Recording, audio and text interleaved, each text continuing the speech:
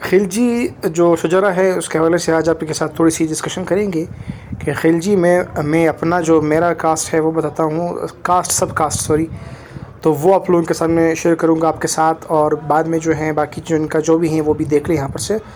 خلجی جس کو غلزی بھی کہتے ہیں، یہاں پر کہیں ہمارے اس کے دو بیٹے ہیں، ابراہیم اور توران، اور ابراہیم کے ہیں عزب اور موسیٰ، توران کے پہ بیٹے ہیں وتک، توخی، ناصر اور خروٹی۔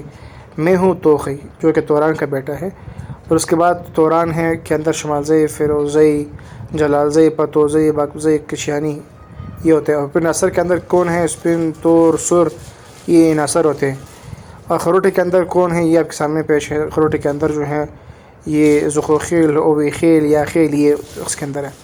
وتک کے اپنے بیٹے ہو گئے کون سے ہیں، مرخیل، شامخیل، منجرخیل، وتکاف، اتھاگڑ۔